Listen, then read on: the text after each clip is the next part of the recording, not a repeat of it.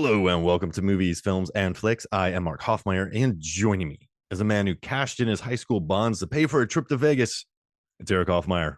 You know what, Mark? I think it's the first time in movies, films, and flicks history you've started off with a correct statement. Yeah, normally I like send people to Mars or they're currently in the belly of a Sarlacc pit. I think I've sent John Levengood to the Sarlacc pit about 4 times in the history of But he's MFF. an entomologist, so I'm sure he overanalyzed the biology of that desert creature. No, we had an amazing conversation. So we talked about what would happen if the Sarlacc pit left the pit. And he's like, you know how many things would be feeding off of that? Like the creatures that feed off the Sarlacc pit would be bigger than humans. Like like remoras and like things that latch on. I have no idea what you're talking about. You mean if that the giant monster with the long arms vacated the hole in the desert? Yeah, like what would be in there with it? Oh, a whole Worm and like ecosystem. yeah, it's like you don't want to go down there. Even when it leaves, you want to stay nowhere near that place. How, how do we get on the Sarlacc when we're talking about Tom Cruise and risky business? Oh yeah, the bonds. I've sent people to space. They've crawlers are attacking them. But have you sent someone to Vegas using a high school bond? No, you know what's funny? I don't I don't even I maybe I remember you winning this bond in high school. Yeah, so I won for my high school year the student athlete Your of the senior year, year, right? a senior year. So student athlete is the key word there. I wasn't the best student and I wasn't the best athlete, but somewhere in the middle, they kind of like worked their way backwards and they found someone who was a decent athlete, a decent student, and they picked me and I got a $500 10-year bond. And fast forward, I think it was 8 years later, my wife and I were just getting our, getting ready to start our lives together and getting on our feet financially. And I had a couple buddies. You know how you have friends who are really special and they always push you to go bigger than what you would normally do? Like sometimes you would just say, hey, let's just call it. I don't want to go that big. But they're like, no, no, I got you. We got to do this. So I had a couple friends who masterminded a bachelor's party in Vegas, and I was thinking about how to pay for it because I'm saving up for the wedding and I'm saving up for a house and furniture and all these adulting stuff. And then I remember this bond from high school. I had a couple of them for different reasons. And I ended up taking it to the local bank, bank location, and I got about $600 because they were almost matured in total. And I paid for my flight, hotel, and other activities. Jeez But Louise. yeah, but I mean, it was after college. It was after grad school. I mean, I already worked through my way through all those, and it was just extra fun money. Sometimes you find $20 in your wallet. Sometimes you find bonds from high school from 10 years ago in your bank account. Or like it's somewhere like, oh, nice. I, I'm watching Tom Cruise cash out bonds to pay Rebecca De Mornay in Risky Business. I'm Jeez. like, oh yeah, I had bonds in high school. I played on 2 of those teams with you that year. And then you had volley, and then your third was volleyball, and I had football. We were busy. Yeah, that was good. It was fun driving you around everywhere too. I I mean, it got was this. great for our parents. I got to just, oh, Eric will pick you up and take you wherever you need to go and just go home with me. And it worked out perfectly. They do wrestling in risky business, and I think Tom Cruise would be a straight up honey badger. He'd be like a 130. Remember like Corey Weinstein and those guys, like the really like Yeah. wiry guys. Like he'd be one of He's those and he's five legit. five. Yeah, he would like he'd be a little bulldog wrestling. But I was a freshman wrestling varsity 152 and just getting obliterated Oh, all the yeah. time. We trained with some gnarly. I got tough, but yeah, I didn't win much. The only time I won was when the guy pinned himself. Oh, yeah, I went nuts when you won that match. Well, no And one knew and I won. and that was the same match that we had where I was wrestling with a broken nose. I Man, was like bleeding. I couldn't stop bleeding on the mat. Oh man, these memories. I This got movie remember when I was got so two black remember relatable. when I got 2 black eyes and 2 practices in a row Yeah. from the same guy, and we weren't fighting or anything. This is what happens when you wrestle in a small town in Florida in the late 90s. So many injuries. Yeah. But no, listen, this risky business, I wish I would have watched this sooner because growing up, man, I kind of feel like we had, I think Days and Confused was fun to watch because it was kids being kids and growing up, but we had like She's All That and Great movie. American Pie and like just very non-represented, like very non-representative of the high school experience, I think. Like All their just high schools were amazing yeah, in all the movies. There was no like middle tier like high schools. Election blew my mind when I watched it in 99 because I was like, this movie's good and it's mature and it's smart and it's funny. Like I love Breakfast Club, but that thing's like that's a sledgehammer to the head and it's fun, but it's just John Hughes to the extreme. It's like what I like about Risky Business is like that director, he wanted it to be expressionistic. He wanted to paint with light. Like he used Tangerine Dream to do the score. Like it's a Yeah. dreamlike, And all the wind gorgeous and the movie. leaves. Did Well, it you? started with the dream. It started with Uh, him reciting a reoccurring dream he has about a woman in his shower, and and then from there, it's just all the wind. When she first walks into the house, the windows and the doors just blow open. and it took him 3 takes to get that. Because the first take it was too few leaves, and like the second take it was too many leaves. And It's like also, someone with like a blower just blowing yeah, a leaves special inside the. effects guy doing that, and they overcompensated. Like Tom Cruise, even with those dreams he has, like he has these sex fantasies, and they never even come to fruition because he's such a good guy. Like he can't even he gets too stressed out about it. Like his name's Joel Goodson, and the writer said that like he's too good Good, of a kid to have good son. Yeah, yeah, it's he's perfect. too good of a kid to have like those like serious dreams. Well, I And thought I thought those dreams were more of like the impending dread of what was going to happen. Like it's going to happen sooner or later. He's just waiting for that end of innocence. yeah, no, I think he's a good kid. Like, and you know what's nice? He's the rich, huge house, good at wrestling, presumably smart. But I feel like most kids who are like him in those movies of these days were just horrifying bullies, or just one dimensional rich brat. Because like I feel like the rich guy in most of these movies was just an absolute turd. But Joel wasn't really defined by that, so I kind of like his character. He's Well, his friends were always bagging on him yeah, too. yeah, Yeah, I yeah, love how he had the one friend who was terrified to do things, so he just does it for his friend, even though he has no intention of doing it. yeah. Like he calls the number in the paper. He does this, and then he wouldn't come over Oh yeah, when the first sex worker came over because he said he was playing cards. So he does it and just leaves his friend dangling. We all have friends like that. We've all been there. yeah. And I mean, like, I read this article, and they're like, he's not as studly as his pal Glenn. He's not as cool as Miles, who's going to Harvard. Not as smart Yeah, either. Yeah. he's not as geeky as Barry. I like Barry, like the bonking and everything, but he's Bonking? Balky, you mean? yeah, Balky. But he said the word bonking Bronson? and boffing. Remember when he's talking about them having sex? He's like, oh, Oh, they okay. were just boffing. So he's not the cool one. He's not the smart one. He's just Joel, But the his good. friends got his back. Yeah, His friends were there for him every step of the way, putting their house back together, counting money, and all these different odds and ends. I mean, He borrowed shoot, one of their bikes. I probably would have been a bouncer if someone pulled this off in high school. They'd be like, "Mark, I need you to bounce at this party." I'm like, "Oh, sure."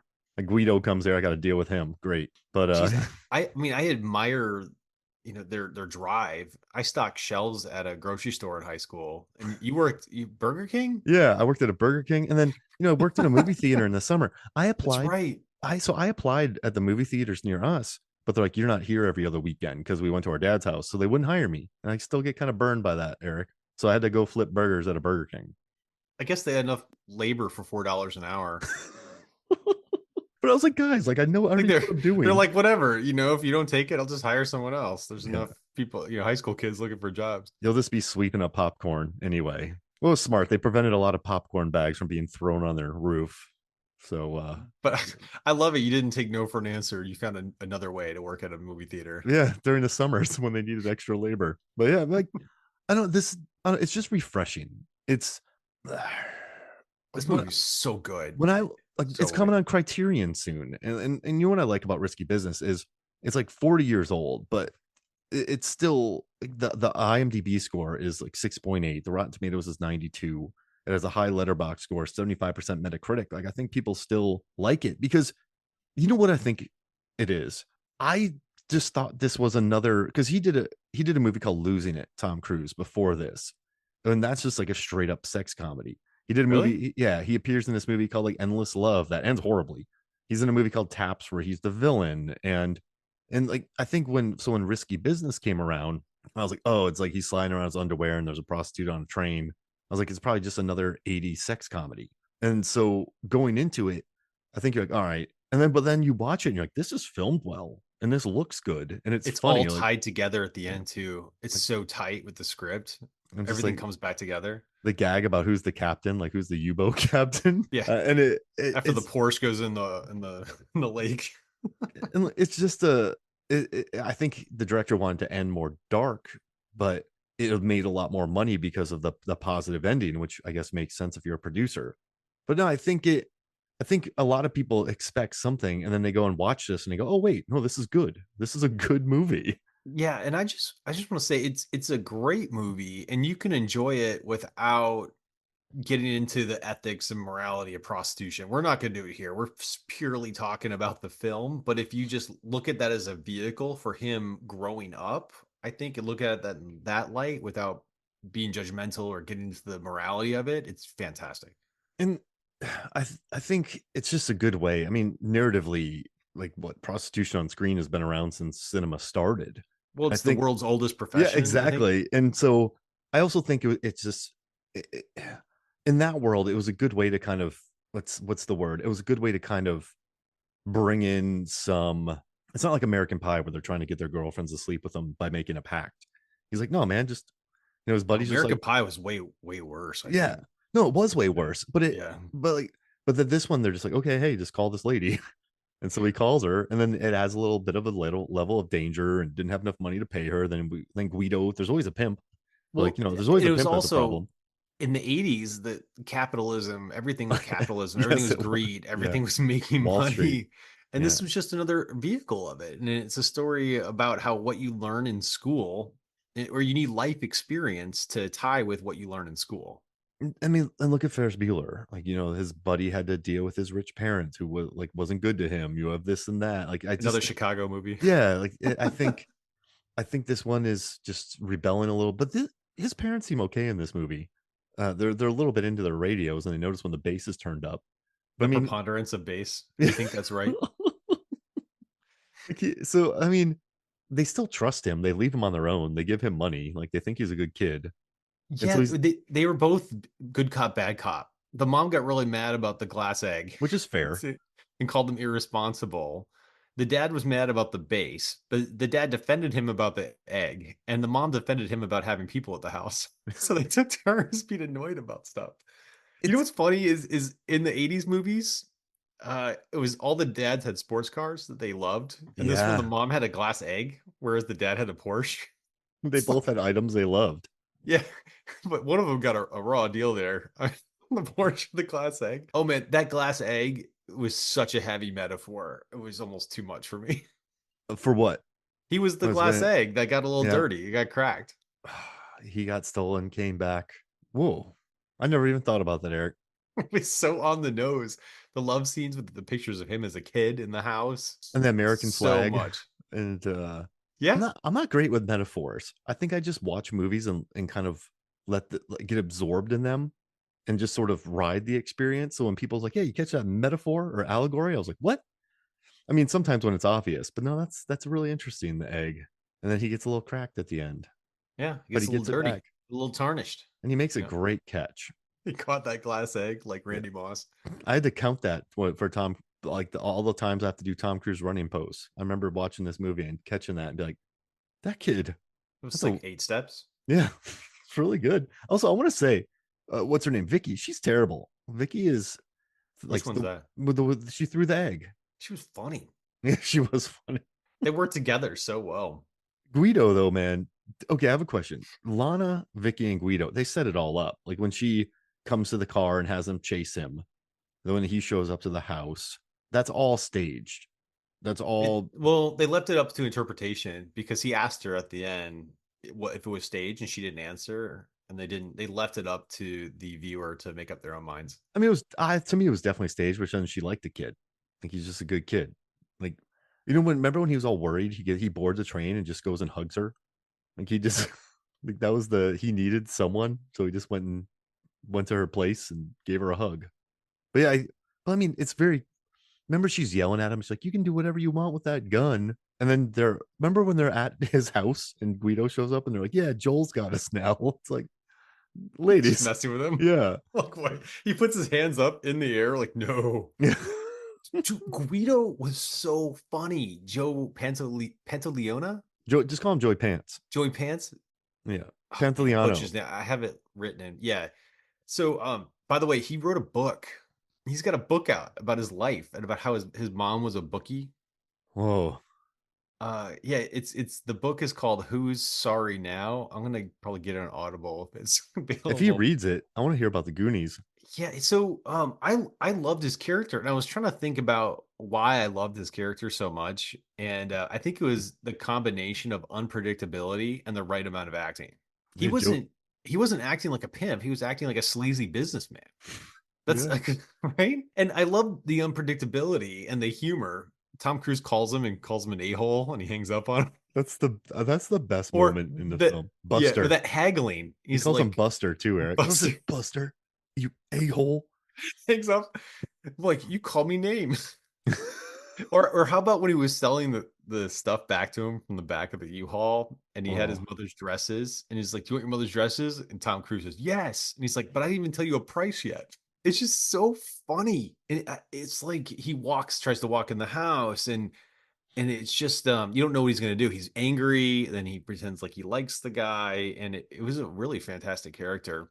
they And wanted him gone too. The director and writer, they did this panel that was about 50 minutes talking about the movie, and they wanted Joey Pants gone.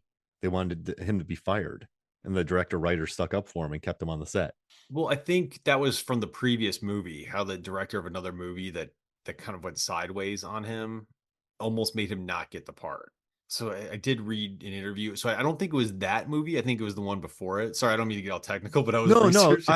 I was doing a lot of research on no, Joey I Pants. listened to a Q&A, and the director of this movie, Interesting. yeah, the director of this movie was talking about how they wanted him gone, but he fought for him. So yeah, Okay. yeah, I'm glad they kept him. yeah, Brickman talked about this, and he said that they fought about two things: the ending and Joey Pants, and they got to keep Joey Pants. Pantoliano. Okay. Yeah, yeah. So I was also doing more research on this and I'm like, Guido, like, why is his name Guido? Because it's such a stereotypical name. Then I was researching about when did Guido become stereotypical? At some point it crossed the line. It's from being it's like it went from a name to just like describe a lifestyle. I was reading, there's a professor of Italian American studies at the Queen's College, and it says Guido itself is not a derogatory name. It's the origins of the stereotype comes from it's from a handsome, uneducated kid who gets by on his charm and his looks and doesn't really have much going for him. So that's the definition, I guess the slang definition of what it evolved to. Because do you remember when oh man, what was that show? Jersey Shore, when Yeah, they referred to themselves as Guidos and then they yeah. had to make a public apology and walk it back. I'm like, where did this name come from? But I think that around that time was when they started changing from the name to the stereotype. I mean, that's one of the all-time quotes too. Just like Guido the Killer Pimp is chasing me. Oh yeah, that was from his friend. Yeah. I have a trigonometry exam tomorrow, and I got Guido the Killer Pimp. That's why this is such a well-written movie. There's some lines in this thing that just really pop, and like it's I love so movies like Say Anything, movies like Election. I love when they come out of nowhere because I feel like they get released in '84. Man, it was just like Porky's was coming out and Revenge of the Nerds, and you lump them in with those, but then you go watch Election and I remember when you watched Election, you were pretty floored by it. And I know Matthew Broderick is the main character, but I guess just the treatment of the high schoolers and how smart it was, which is also a Criterion film. But it's always That's fun some when, edgy stuff in there too. yeah, but like, I just love when movies like that, you go see it and it just, I don't think you should be run by your expectations, but it's just nice when something can really catch you off guard. And I think that's what this one does. But yeah, there's so many lines that just pop in this. Like, what's that? Oh man, yes, no, maybe, like that scene, and just like it's a well written piece of work here. And also, Cruz is wonderful in it, and he had to lose weight from The Outsiders because he was all burly, and then he had to Oh, right. had to get some baby fat to just ate a lot. Like the way he walks with his hands in his pockets, like he's a kid in this movie, and there is one scene when modern Tom Cruise as we know it appears, and it's when he's selling all of his friends, and he's walking down the street. It's night. The camera's looking up at him. He's got Sunglasses his on. glasses on, and he's just smiling, and then he runs to a group of guys. Like, I feel like that's the moment when modern like, when Tom Cruise figured it out. And then, like, he had to, after Cocktail, he had to figure some stuff out, but that's the moment right there where you're like, "Okay, he's got it. Like, he's figured it out." Just because he starts running too, but I love that scene. He ran into the school when he was late. He had a pretty epic With that bike lady. ride. Yeah, Remember that lady? the school nurse. Yeah. He grabbed her by the collar and got suspended. He's lucky that's all he got. That's assault. Yeah. I mean, that lady sucks. I guess if you're the prisoner and you know Joel's a good kid, you're like, "Listen, don't do that. I'm suspending you, but come on." This lady's terrible. Yeah, she played terrible really well. But you know what though? I think like in most movies, the lady would have been like, "Okay, I'll give you a pass." So I kind of like that they don't give him a pass here. Like it's just one of the cracks I don't in know. I didn't. his. Did you get passes in high school? I did not. If I was late, it'd be like, nope, get Everyone out of knew what I here. was up to, Eric. So like I Oh, never no, low expectation. I never lied either. Like I never even tried to lie. Like, where were you, Mark? Lunch. Like I left, like because I had like a Burger King cup in my hand. So You walked in with the Burger King yeah, it's cup. like people always knew what I was up to, Eric. So there was never like I was like, yeah, you got me. But I wasn't trying to hide it either or make excuses. So This yeah. movie brought back so many memories from high school because it's so relatable. I'll give you an example. If you're a high school boy and your parents go out of town for the weekend, it's game on. I mean, Yeah. Yeah. I mean, you're gonna pull some stuff and you're gonna cause mischief, and you have all that freedom that you're not accustomed to. Things are gonna happen when parents go out of town. For example, when my boys are in high school, if I ever have to leave for the weekend, I'm just locking up the keys to our best vehicle. I They get the think minivan. They're gonna drive the minivan around. But yeah, ring yeah. cameras have So made it a lot harder for kids right, nowadays. we do have cameras all around our house. So Like, you don't want to spy on them, but like, listen, guys, there's nothing you can do. they'll Just find a way around it. just enjoy yourselves. Yeah, I know. Just raise them well and then enjoy it and just, make if you're gonna make a bad decision, do it in a safe manner. Yeah, exactly. Do it here. Yeah, right. Or I think that's the trick is you don't want your kids to go crazy if you go out of town. You want to give them a little taste of freedom, make sure they're strong and independent. So I think there's something to be learned there. But yeah, I was just thinking about that, and I was thinking about if you're home alone when your parents are gone. I was thinking about his iconic dance scene because we got to talk about this dance scene because that's Mhm. one of the most memorable parts. So I think this is my first question for Mark for the episode.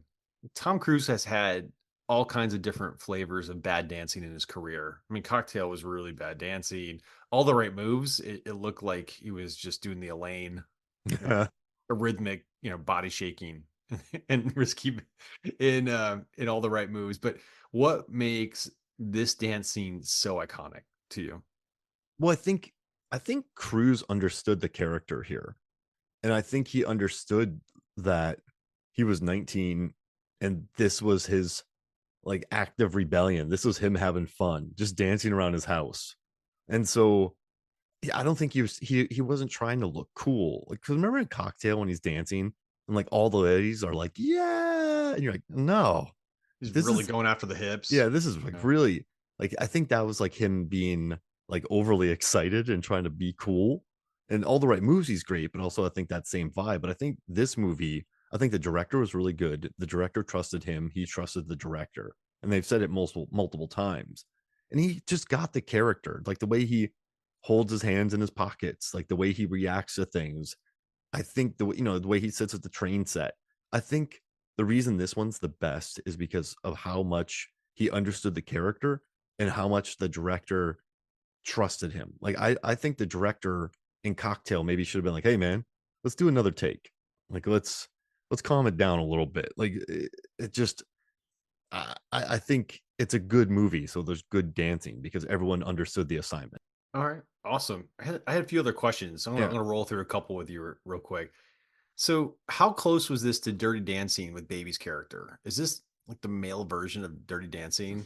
The coming of age, meeting someone who you're learning from, who's a little older, a little wiser. You go through this whole experience with your family and friends. What do you think? I mean, Baby's parents were a pain. Like no Very one, but different yeah, situation with the parents. and like both were wealthy. I mean, Patrick Swayze didn't steal from her, and there was no Guido the killer pimp, and it and and it happened over a longer period of time. Killer, really funny pimp. But the reason both movies work though is because there's iconic imagery. I mean, gorgeous casts, right? Just great looking people, perfect casting. And I think both movies are kind of better than the stock films of similar ilk. So yeah, that's actually a good question. You like when someone meets a precocious Patrick Swayze and then another person meets Rebecca De Mornay, and it's like a very kind Rebecca De Mornay. So that's a good point, but I think they're completely different They films. are very much. I was looking for a parallel. When you switch it the other way around, and I was thinking about Dirty Dancing because that's another iconic movie from that time frame. I mean, I mean, I think casting's the point. Like I can't see anybody other than Rebecca De Mornay being in this because she adds a level of danger, but then she also adds like a really nice, sweet element to it, and that's what you need. She delivered her lines amazing too. She had some cutting one-liners that would have just kind But of took you out a little bit. like you just think like is she gonna single white female this person, or like what a hand that rocks the cradle this person? But yeah, there's an element Oh, of danger she could there. cook a rabbit. Yeah. Oh, that's a Fatal Attraction. Yeah. Oh, Yeah. But and then I think Swayze and the other one, a little older, great dancer. He doesn't come across as like lecherous, and he's just got her back because he's just a good. Like you, whenever you watch Swayze on screen, you're like, this dude's a good dude. So I think the casting was great. So I think in that regards, that's where both movies succeeded. But I think they're pretty different. my favorite line from her was, "Oh, Joel, go to school, learn something. You're cute. Just get away from me and go learn." But I'm like, ouch. Oh It's man, like you hear that, and that one really would take someone out. yeah, she owned him in that regard. Yeah. She had his Uh, number. Let me stay on the topic of Rebecca De Mornay. I love how her character was so complicated. The backstory, the business acumen, um, how you don't know if she's quite working against him or for him. So, what's the special sauce for writing complicated characters? Because she was really well rounded. I mean, there's a lot of aspects to her personality. What's the special sauce? I think just some writers are better at making people human. And I think some directors are better at making people seem human. I really do. Like these characters like this, like are not. They don't happen very often. Like Pretty Woman, right? Like that's just such an odd. Like she's like, I'm a car mechanic, and I just sort of happened into this. And you're like, and I mean, the movie blew up, and Julia Roberts is incredible, but that's such a that's a rom com land person. That's not a real person. Right. I think this movie was actually making an attempt to, and also, I mean, listen, this writer, he fought hard to make this movie his, and I think it cost him a lot of other jobs in Hollywood, but I think he strived to make them, and also the casting too. I mean, you watch I watched the chemistry test between them, and the two popped. Like they ended up dating for a while. Yeah, 2 years. Yeah, and so I think the chemistry was there. I think the writing was there. And I mean, whenever people talk about this movie, all people talk about is the script. Like they're just like, this movie is like just an excellent, excellent script. Like Curtis Armstrong as Miles, like he's like, yeah, the script. He's like, this is the first movie I ever worked on, and I'm kind of mad because of how great it was. Oh, So he had a it's great career with oh yeah, Revenge of the yeah, he Nerds. stayed busy. He works, but What Cusack movie was he in?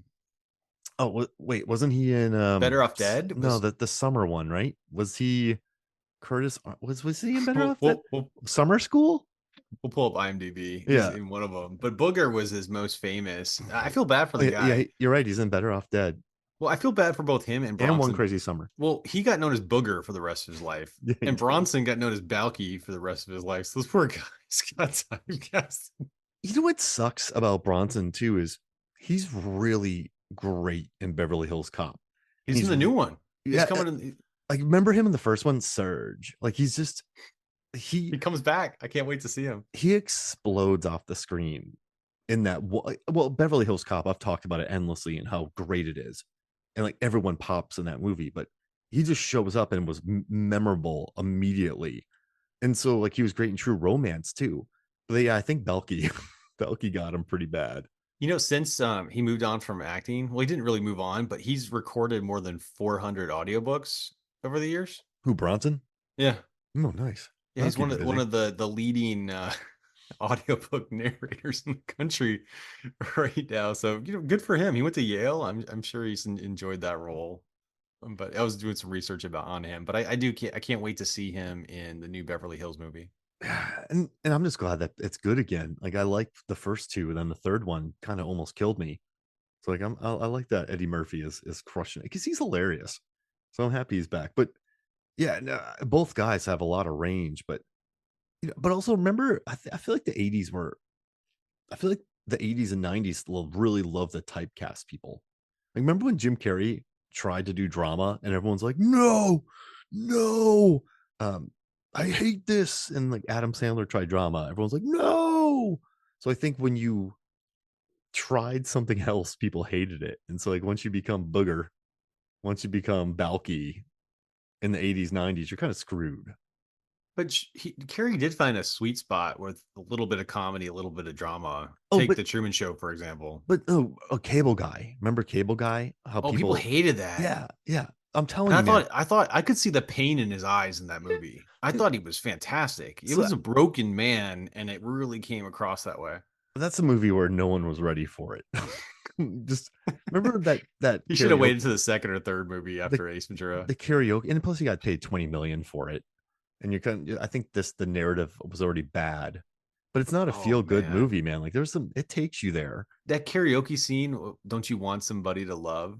Yeah. I mean, that was really obvious too. Talking about obvious Oh, song selection, like that was him crying out for someone to love him. It was sad, man. wow. I'm on fire with the connections and meanings tonight. Jeez, it's right there too.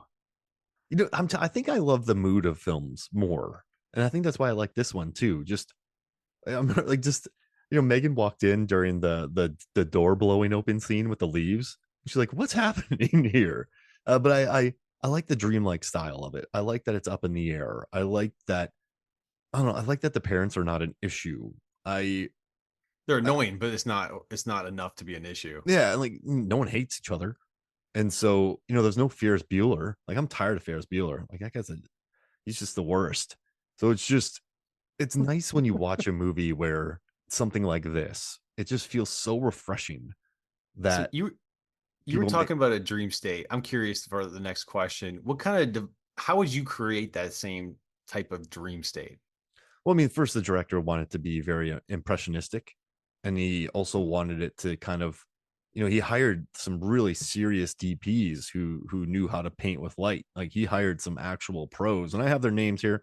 I just got to pull it up because I was looking at quotes. But yeah, Can you explain to the listeners what you mean by paint with light? well, I mean, if you watch this scene, there's some very dreamlike moments when like Joel get off the babysitter. Like you use like very soft light or very like brightish light, and then you kind of diffuse it to create this very bright yet kind of soft feeling. So I mean, if you blew it up too much with lights, you just have a very bright scene. If you dim it, then it's kind of not noirish, but it's kind of dark. It's like Election.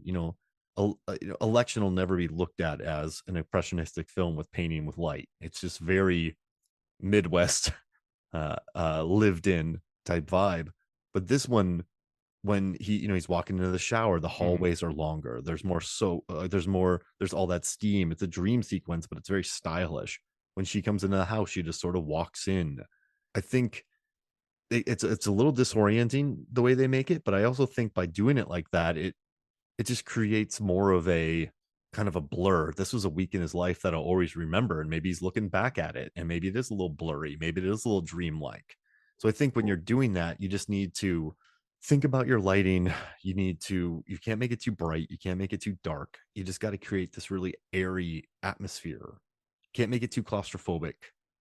And I think they do a good job with that. Like even when she throws that glass statue, she chucks that thing like 40 yards.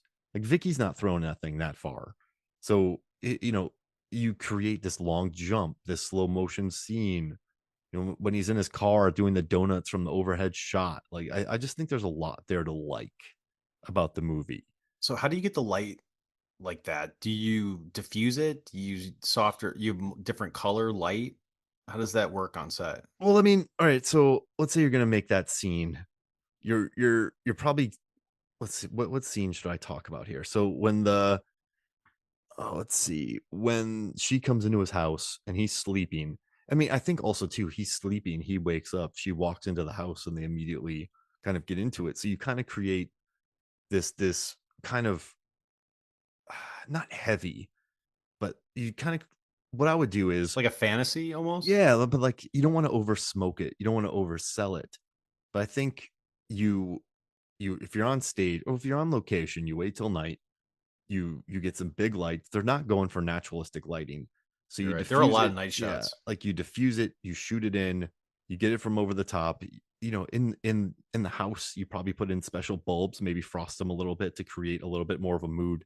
Maybe put a little bit of smoke in beforehand, get it all out of there. Get the tube of death in, get it cleared out. And then just I mean, how would you want to develop the film? I don't think shouldn't just be no, you don't want the gain, it's all lit. Maybe, a lot of films are shot at 24 frames per second. So you maybe want to slow it down a little bit, create a little bit of like slow Mm. motion, have it move a Oh, little good bit point. differently. So I think if you're gonna do something like that, you need to create a like an artificial level, but then one that could still be real. So that's hard. You need to kind of be careful with your shadows. You need to be careful how you film it. But also, I think it's funny when the door blows open and the leaves come in. Like, I think that's meant to be a joke. But you also like, is this a dream? And also the scene Uh-huh. when they're on the chair together with the TV, like that's a gorgeous shot. Like just like the way the American flag is still on right there. And like, he's paying for this service, so it's very capitalistic. It's just a smart way of shooting it. And like, but also if you think about it, there's a lot of fragments. Like you never see the scenes for too long. So when you wake up in the morning, she's not there. He's looking around. You're like, did that happen? Is that real? So it's Mhm. just editing and the light and working around it. There's a couple scenes I want to talk to you about too. For example, when his parents were giving him instructions about what to do when they were gone for the week, and how you didn't see Tom Cruise, you just saw the parents talking into the camera. It was like a first person perspective. Or also when he rode the bike and then took a cab and he showed up at her apartment, when they walked in, it was just her in a wide angle on a chair. And then she just stands up. You don't see him, you just see it from his perspective. So she stands up, it's the full body shot. So it that almost seems dreamlike too. I mean, it's like your experience, this out of body experience. Do you know what I'm talking about in terms of those shots? No, absolutely. And, part of it's easier because you just put a camera on two people walking and you don't need all the coverage. So I think that helps in regards to time. Maybe they were shooting in a real airport and they had to move fast because there's a lot of extras there. So then maybe Yeah. they didn't want to cover a lot of coverage. I also think that shot works though, because like you're in his eyes. Like I bet you a lot of teenagers, that's a smart move too, though, because a lot of teenagers probably have had their parents leave town or have had their parents leave for the You get that night. talking to. Yeah, exactly. And so I mean, from putting it from his perspective, like you're his eyes in that scene. So I think that's the camera saying, like, hey, you guys know this, and you are looking at the parents. They're talking to you. Like they're looking at the camera. So I think psychologically that's a good idea to make as a filmmaker because the parents are looking directly into the audience, and the audience can remember those nights or those Man, weekends. those lectures, those instructions from the Yeah, parents and that perspective, it puts you right into high school. and yeah, so I think just them looking directly at the camera at you is a smart move. And then I think also when she's standing there by herself, you get a good look at the apartment, like the little ballet photos, and like who knows about her past, but I think it adds to like her humanity a little bit. It humanizes her. Yeah. So if it's just him over the shoulder running to her, like, I think that's more about her reacting to it, not about him. So you want the focus to be on her because this is a surprise It visit was and you learn more about 100% her. on her. And also too, it works too because if you're following Joel knocking on the door, you don't see her. This whole time we get to see her and her reaction. So it's just getting us closer to her. So I mean, both are narratively smart. Love it. Great explanation. Got a question. I'm a huge fan of movies that create stress without the world ending. Those Yeah. everyday moments. What movie was more stressful? Risky Business or Avengers Endgame? And I'm just asking because look at it from this perspective. Imagine if we were in high school and a sex worker was in our house all day while we were in school. Can you imagine the kind of stress you would have in high school, given any situation that you're in? I mean that's a lot of pressure there with Guido and all that with his future on the line. How what's more stressful, this or Avengers Endgame? Or are they Well, just different types of stress? I mean, Endgame's never stressful. It's like a PG-13 You know what's gonna megalithic movie. happen. Yeah. Yeah. So I think this one is definitely that because he's running home. You have the parents, you have the ticking clock, you have the car in the ocean. The flying glass egg. Yeah, I think Joel made the call, but I don't think any of it's his fault. And there's no, you're rooting for the kid. And yeah, this risky business is 100% more stressful, I would say. I agree. Because you don't I know mean, how it's gonna end too, whereas you know how Endgame's gonna end. yeah, it's just, not that it wasn't great, but it's or fun, but that's why I like these kind of movies. Like I think that's where Scorsese got in like I understand everything Scorsese said about comic book films, but it's like you probably didn't need to say it because like I don't think a $300 million Marvel movie can be risky business. No, and it It- got people in theaters. yeah, Come on, man. exactly. So it's kind of weird when it's like, hey, this Marvel movie, it's nothing There's like a Terrence Malick film, and you're like, yeah, yeah, what? there's room for all kinds of Yeah. different movies. It's like, yes, a $300 million movie is nothing like a $2 million Terrence Malick film. Like there's like guys, it's yeah, it was an odd comparison during those days. So, but no, yeah. So, but Oh last yeah. question. No, I love that answer. Last question. I mean, in film, there's a trope, the hooker with the heart of gold.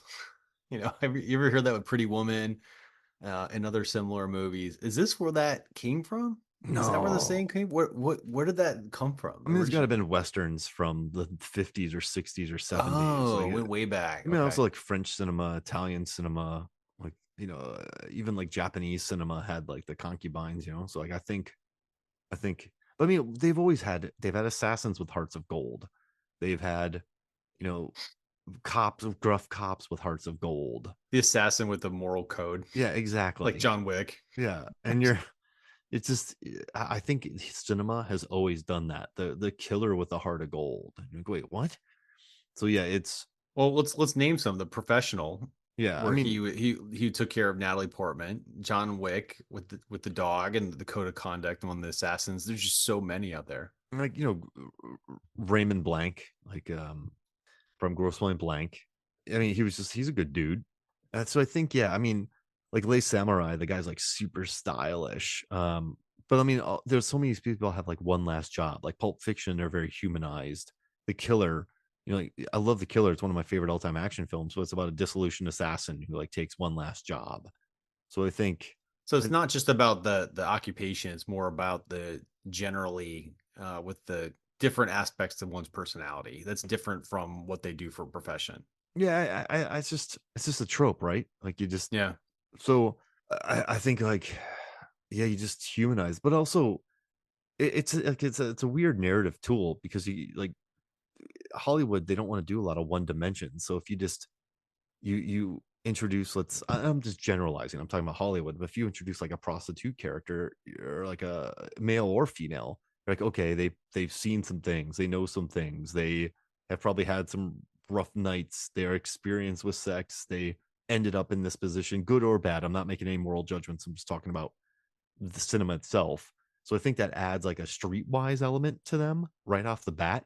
Like, Hmm. remember, there's that really cool movie Kiss of the Dragon. Like Bridget Fonda was forced into prostitution, and like she's on drugs, and she has a kid, and like I think it adds just like a certain narrative trope to it that is easier because they begin there, and then you find like their redemption or their heart of gold from there. So it's just a really easy narrative tool for writers.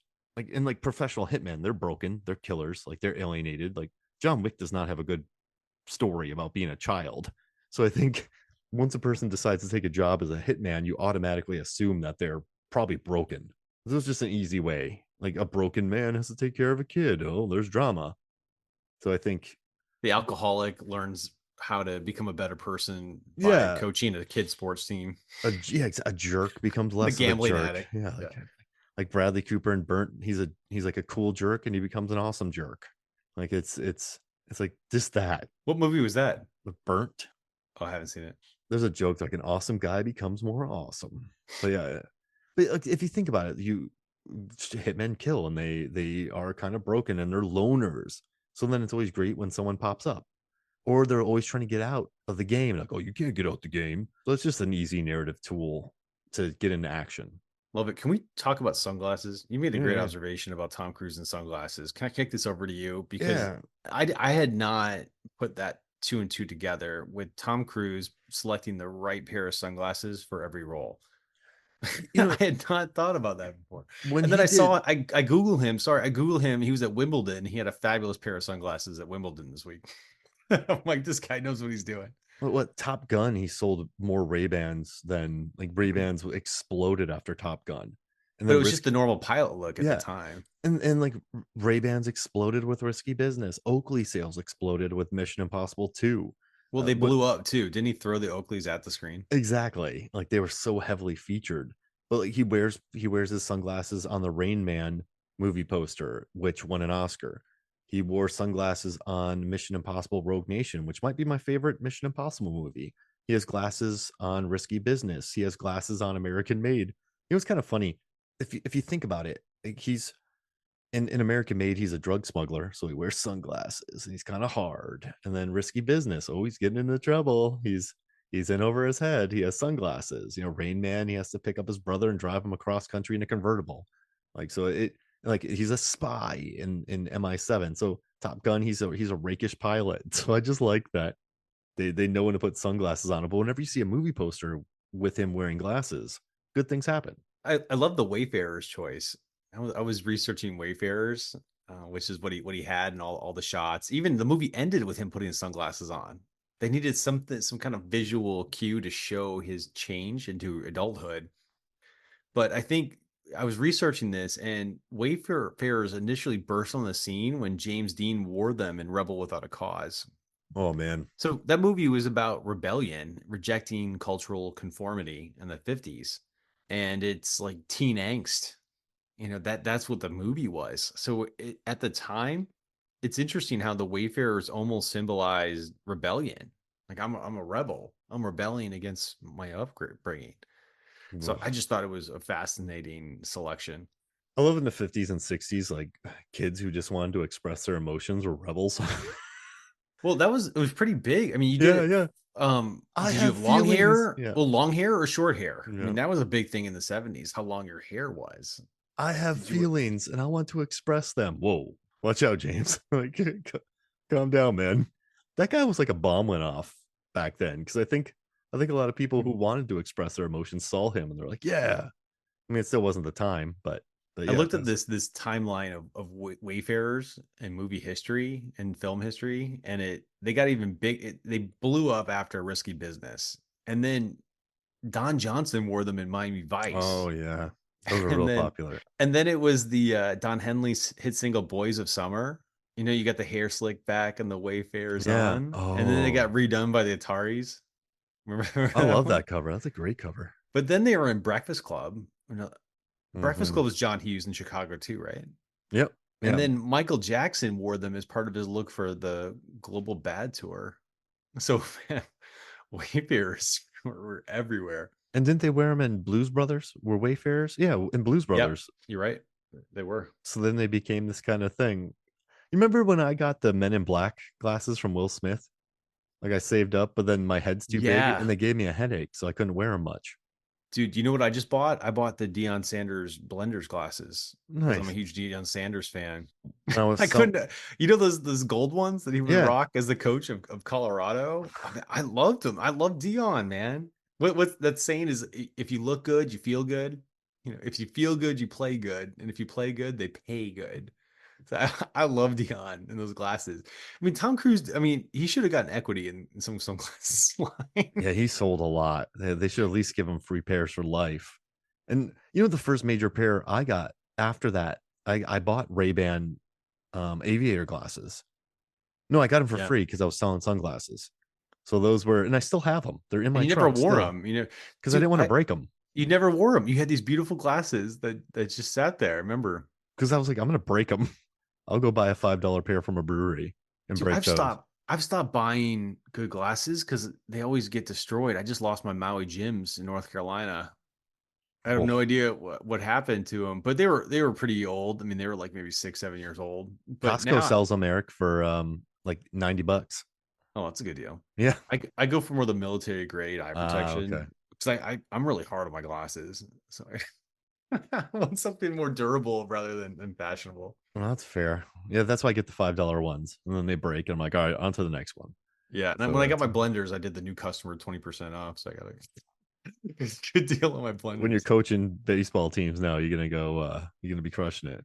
But you know what else is good about this movie is you have the friend. I'm sorry to go back to this. I know, but I love this point. Do you? Sorry if I'm jumping back. Is that okay? Yeah, dude, Yeah. go for it. So he's like, you got to say what the f, and like I just love that a complete idiot saying that. Like the guy has no intention of it. In that pipe that he pulled out, it was just a crew member's pipe that they found on the day. Like that Well, wasn't that even way he his. was trying to talk himself and explain why he wasn't going to partake in it, even though Yeah. he's the one that signed Cruz up. So I think he was just being true to that character. I just love that though. Like that's a good line. Like what the f, and then later on, if you can't say it, you can't do it. It's just, Well, but he it, busted it out with the Princeton guy. yeah, yeah. Hey, did that happen back in the day? Did college reps really come to people's houses? I mean, his dad seems buddy buddy with everybody. Like Oh, his maybe it's dad part of probably the gave a alumni. lot of money to that school. I guess if you're a booster. Yeah, and so you look for the best and the brightest, and then that guy got a pretty gnarly deal that night, showing up to Joel's house. He Oh was man, enjoying himself. yeah, He was talking. and like Remember Rebecca. he asked Rebecca, he's like, Where is that guy?" He's like, "He's talking to one of the ladies. They're good talkers." Oh man, and like Lana just kept bringing in beds and like couches. Dude, I love the scene where they went to the rental store and she's laying on the portable cot and she's like waves him over toward her and the salesperson gives him a nudge. He's like, "What are you waiting?" He's like capitalism at its finest. But yeah, it's I don't know. I do you think so at the ending, it's basically him leaving and her going back to her life. Would you have preferred that ending than I this I one? think they left it open, man. I think that if you wanted to believe she's moving to Princeton with them, they are. And if not, I think, you could go the other way that they broke off and went in different directions. So I think it's one of the beauties of the movie, just let the audience decide what they want to. Yeah, it's pretty tough because when Harry Met Sally, both Nora Ephron and Rob Reiner agreed that the two of them would never, ever, ever get together in the real life. They wouldn't stay together. But they're like, no, we're gonna keep them together. And the movie was nominated for an Oscar and made an incredible amount of money and is considered to be one of the greatest rom-coms of all time. Like critically speaking, everyone loves it. So they kept them together at the end. They have the big speech. They leaned into the tropes. And because of that, the movie made money. I mean, Pretty Woman, he shows up at the end. They end up together. The movie, when adjusted for inflation, I think it made close to $1 billion domestic. Like it was just like a bomb went off. That movie was so big. And she was nominated for Best Actress. So I think with this movie, I see both sides. So if you're the producer, you're like, listen, Paul, I gave you everything you needed. This movie is your vision, but also people are going to leave this movie on a downer. Let's at least leave them on a hey, maybe. And Worked. It worked, man. yeah, and apparently it tested a little bit better, but the writer and the director are still really angry about it. But I think sometimes when you're making a movie with studio money, you kind of like they only had 6 million, but if you adjust for inflation, let's say it's 18, 20.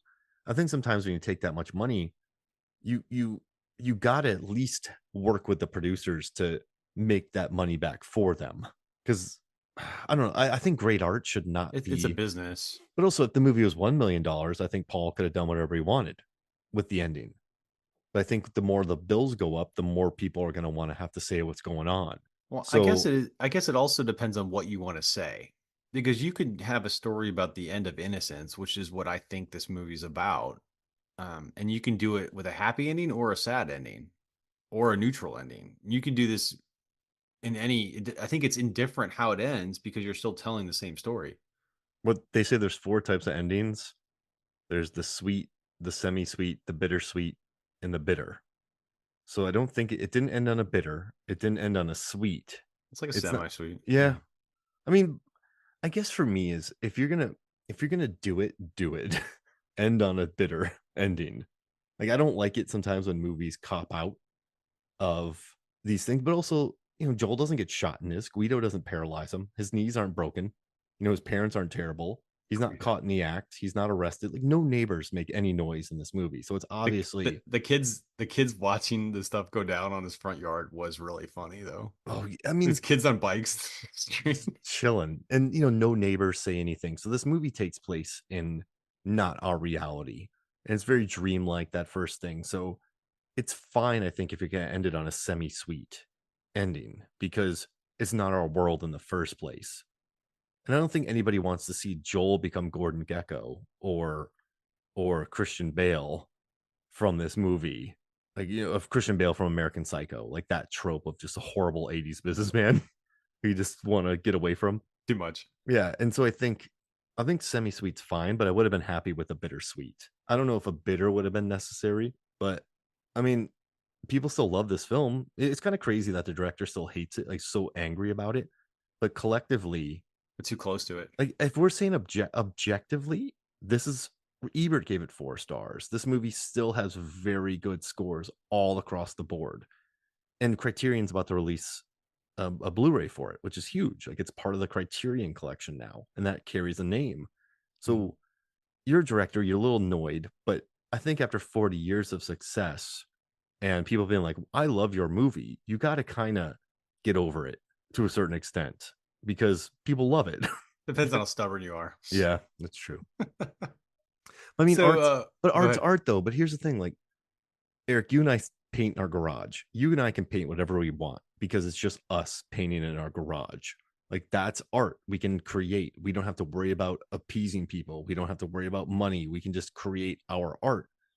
But if someone gives you $20 million to create something, you're gonna have to compromise because that's their money. So I think sometimes I think the compromise was fair, is what I'm saying. Because once that much money gets involved, you can't just you're not painting in your garage anymore, is what I'm saying. Does that make sense? Yeah, totally. Yeah, yeah. So that's just one thing that keeps getting brought up about it. But I mean, Just it's fine. enjoy it. Yeah, Just, absolutely. but you always have a love-hate relationship with where you're from, your work, things you could have done better at your past job. So sometimes those things stick with you for weird reasons. I mean, but you know how many times I've pitched really stupid articles to major publications and been shot down? Like I don't go, I'm not going to work for them anymore. I'm like, well, I had to try. And they're like, Mark, no, but it's funny. Like I've had some responses where like those were the craziest pitches I've ever read, and we had a great laugh, but none of them are gonna Well, get we made. grew up in came up in the 90s and early 2000s when you actually had to talk to girls at bars and go up to them. So we got used to the rejection. Yeah, I'm totally fine with it because it's like, well, F it. Like, why not? What the So fuck, right? yeah, exactly. And for me, like I think that's why people hire me too. So I think people get a good laugh at it, but sometimes you gotta think about who you're making a movie for and adjust. Like it doesn't mean it's not your art anymore. Like I am writing an article for Yeah. Rotten Tomatoes. You I temper can't your I expectations. cannot do something stupid. Like, I can't um like Like you're not going to do dumb data for Vanity Fair. exactly. And my dumb data pieces I just put on Reddit and they blow up. Like I've gotten 70 like my Vin Diesel one got like 4.3 million reads or something like that. Was that the sleeveless one? Yeah, like so it's like there's a garage where I can make my art, and then there are people who pay me that are not going to have me make that art. So you just got to accept it as a creator, I guess. And I'm not calling myself a director or anything fancy, but it's just a game. So I know that's a tangent, but it's just there's so much talk about the ending of this, and the director's still so annoyed about it. But so I wanted to cover it. So let's close this by the top three things that you like about this movie. And you start or I can Yeah. start and then we can wrap this up. Well, like, I don't want to. We don't need to get too into it, but like it's a sexy movie. Like they really. this is an American Pie where they film her behind her back, or like just the really just bro-ish, or like Revenge of the Nerds, like just very exploitative. This that train scene with Genesis playing like that movie, it's very adult, and I think I don't know, I think that's another reason why it's popular. They take it serious and they took the time to make those scenes, and I just appreciate that about it. It's not a it's not a sex comedy. It's not wildly gratuitous. It They tried to make art. Yeah, exactly. And so Yeah. I appreciate it, but also like it's the scenes hit. So that's probably my first one. What's your Oh, do you want me to do all three? Well, all right. Well, we'll go every other one here. Okay, I yeah, yeah. think mine is I like the humor that was scattered through it. Guido was funny. The kids in the street watching everything go down was funny. There was a scene by Bronson Pinchot. It was really a great door opening. It's one of the better door opening scenes where he opens the door for someone who came in, and woman after woman was coming in. He kept trying to shut the door, but someone else would come in, and they really let that scene linger. And that was a funny scene. I like the humor with her and her friends, and all the little things that they put in there was a nice touch. It was enough humor that it was the right amount. I I like that Joel. I feel like in most movies, Joel is not a good dude. Joel is a very stereotype. So I like that how Cruz played him. Like I don't know. There's not been many portrayals of this type of character like that. And I find that So to be many very, layers. There's yeah. so many layers to it. And I find it, I find him to be a very interesting character. And I think it's the turning point in Cruz's career. So I'm going to say that for second, my second pick. I love how you mentioned how the appearance of modern day Cruz as he's walking down the street with the sunglasses. I felt like the appearance of modern day Cruz was the desperation he showed when trying to rescue the Porsche from the lake. Oh, yeah. He was on the roof. He's pushing it. His legs. He's doing the whole fast legs thing. He's laying on it. Then you have the relief, and then you have the crash into the water. So it was so believable to me. I just felt the desperation that I can't lose my father's symbol of wealth, the thing that my father loves. And Lana did Yeah. that on purpose too. I know she did. Like she hit that thing on purpose. She's a very smart human being. And so I think they're just high. now remember when he said you got to leave? And then he's like, I'm not doing that. And then so I'm not going to let you guys do that. So then by pushing the portion there, or trying to Oh, he got would stuck. force him, she played his hand. Wow, man, it's funny how your opinion, your viewpoint is, I guess, cynical in a good way. I'm not saying that to be disparaging, but you're looking at it with that perspective, and I'm looking at it more like, oh, they were high, or but I'm interpreting this totally different, and Yeah. that's fun. That's just one of the brilliant parts of the movie. And then, I mean, listen, I think sometimes, the best conversations in movies are when people are right or wrong. So when you leave it up for like this one, it's a good question. Did she or did she not? And there's no real definitive answer. So I think it's a good question to ask. Maybe you could start that on Reddit. Yeah. So yeah, that could be a good Reddit topic. Did Lana, was she in on this, or was it just altruistic? I read it. A lot of people think she is. So Oh, you did? Okay. yeah. But I It's mean, already been done. she was playing him. And I think it was a mark. And then I think he's a good kid. And because I mean, listen, she brought Vicky there, and then Vicky she helped Guido clear his house out. So I mean, this was all a plan between all of them. And then they stole all his stuff. Then he had to get all the money he made That because was the Vicky in the house. back of the car? Yeah, she's the one who threw. Nuh-uh, really? Yeah, I think that was Vicky who threw the glass egg. I didn't recognize her. I didn't Yeah. think it was. Let's see. Wait, let's see. Did Vicky Oh, if that was Vicky, then it changes my whole perspective did of the movie. Vicky throw egg in risky Are you business? Googling this? Yeah. When Vicky throws the egg. It was Vicky? Yeah. Oh man, they got me. I didn't realize that was the same woman. Yeah. So they're saying, yeah, Guido's prostitute Vicky, who has returned to help with the sale, throws the egg across the lawn. You're right. You're right. I would get sucked in like Joel, and you would have been fine, but I would have been taken for a ride. Yeah, I mean, dude, I wouldn't have like listen, my bad for not having the money. Let's go get it. Like you're not staying here. So I'm it's more gullible than Mark. well, because Vicky that throws it away, she's there. Like if you never see her again, then you know what I mean? Like, I think if she didn't pop up and it was someone else, but she knew about the whole thing, so that's what I'm going with.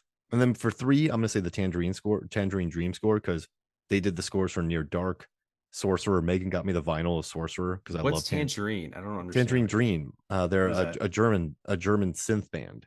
So a band called Tangerine Dream was doing a soundtrack about dreams. Yeah, like Risky, and they had to go to Germany to do it. Oh, And okay. but, like, I'm telling you, they have some gorgeous, like, they did Legend. They did a brilliant score for Sorcerer, so I have the vinyl for that. Megan found me, like, one of the original ones, and so she found me that score. But, yeah, they've done some, like, really cool German work. They worked on a Michael Mann film called Thief in '81. Like, they've done some big But movies. they went away from the synthesizers though, because they had Phil Collins, they had a bluesy type of Oh, song. They they had did a the couple others. score. Like, they did the Oh score, yeah, and then sort you of also had the the songs in soundtrack. there. Yeah, Yeah, right. yeah. But, I mean, it's a beautiful, I don't know, I think it's a beautiful score. So, it's just a mature It movie worked. with a mature score. Nice. So I think my last one to close this out, I think it was the memories of high school. I mean, for example, you're so much more confident when you have a pretty girlfriend. I mean, it's true. In high Yeah. school, you get a pretty girlfriend, and you're ultra confident all of a sudden. And it's just your stock goes way up. I was thinking about the stress of when parents go away. I was thinking about friends. I was thinking about first jobs in high school, the pressure of getting into college. So a lot of these memories came pouring back that you just forget about and move on. So I thought it was very, I don't know if sentimental's the right word, but definitely poignant.